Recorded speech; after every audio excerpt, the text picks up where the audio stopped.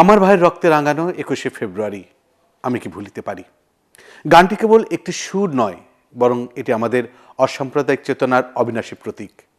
অন্যদিকে জয় রায়হানের কালজয়ী চলচ্চিত্র জীবন থেকে নেয়া সেই গানেরই চেতনাকে সেলুলয়েডে বন্দী করে বাঙালি স্বাধিকার আন্দোলনের ভিত্তি তৈরি করেছিল। নির্মাতা জয় রায়হান তার চলচ্চিত্রে পারিবারিক গল্পের ভিতর রাজনৈতিক রূপক ব্যবহার করে স্বৈর শাসনের বিরুদ্ধে জনতার ঐক্যের বার্তা দেন। ছবিতে বড় বোন চরিত্রে রওশন জামিল একনায়কতন্ত্রের প্রতীক, আর পরিবারের ঐক্য গণ আন্দোলনের প্রতিফলন। বিশেষভাবে এই গানটির ব্যবহার চলচ্চিত্রকে শুধু শিল্প নয়, বরং প্রতিবাদের ভাষায় রূপান্তর করে। নির্মাতা জয় রায়হান এমন এক সময় সিনেমাটি নির্মাণ করেন যখন পূর্ব পাকিস্তানে বাঙালির স্বাধীনতা আন্দোলন তীব্রতর হচ্ছিল।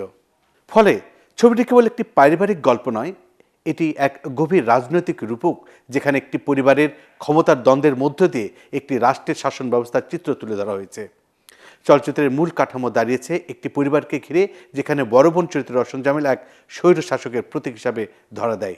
তার আঁচলে ঝুলে থাকা চাবির গোছা আসলে ক্ষমতার প্রতীক।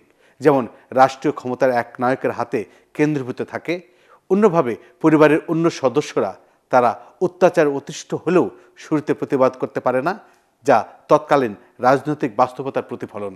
ছবির দুই ভাইয়ের চরিত্রে রাজ্জাক ও শওকত আকবর এবং তাদের স্ত্রীদের ভূমিকা সুচন্দা ও রোজি সামাদ সাধারণ জনগণের প্রতিনিধিত্ব করেন। অন্যদিকে রাজনৈতিক চেতনার নেতার চরিত্রে আনোয়ার হোসেন স্বাধীনতার সংগ্রামী কণ্ঠস্বরের প্রতীক। পরিবারের ভিতরে নিপীড়নের বিরুদ্ধে ধীরে ধীরে সবার ঐক্যবদ্ধ হওয়া আসলে জনগণের গণ আন্দোলনের ইঙ্গিত বহন করে। সিনেমাটির অন্যতম শক্তি এর প্রতীকী ভাষা ও সাংস্কৃতিক উপাদান। সিনেমাটিতে সঙ্গীত পরিচালনা করেন খান আতাউর রহমান, যিনি আমার সোনার বাংলা, কারারই লৌহ কপাট, আমার ভাইয়ের রক্তে রাঙানো এই গানগুলোর মতো দেশাত্মবোধক গান ব্যবহার করে দর্শকের মনে জাতীয়তাবোধের আবেগ জাগিয়ে তোলেন।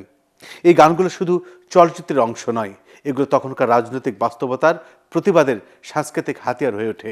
ছবির গল্পে দেখা যায় পরিবারের সদস্যরা যখন একত্রিত হয়ে অত্যাচারের বিরুদ্ধে দাঁড়ায়, তখন তার পতন ঘটে। এই দৃশ্যে আসলে জনগণের ঐক্যর শক্তিকে বোঝায়। শেষ দৃশ্যে নবজাতকের নাম রাখা হয় মুক্তি, যা স্বাধীনতার আগাম বার্তা হিসেবে কাজ করে। অর্থাৎ চলচ্চিত্রটি মুক্তিযুদ্ধের আগেই স্বাধীন বাংলাদেশের স্বপ্নকে শিল্পের মাধ্যমে প্রকাশ করেছিল। এই ছবির গুরুত্ব আরেকটি কারণে ঐতিহাসিক। এটি ভাষা আন্দোলন ও স্বাধীনতা সংগ্রামের চেতনাকে প্রথমবারের মতো পূর্ণাঙ্গ কাহিনী চলচ্চিত্রে রূপ দেয়। ফলে এটি কেবল বিনোদনের মাধ্যম নয়, বরং রাজনৈতিক সচেতনতা তৈরির সাংস্কৃতিক দলিল। সমালোচকদের মতে এটি বাংলাদেশের প্রথম জাতীয়তাবাদী বিপ্লবী চলচ্চিত্রগুলোর অন্যতম।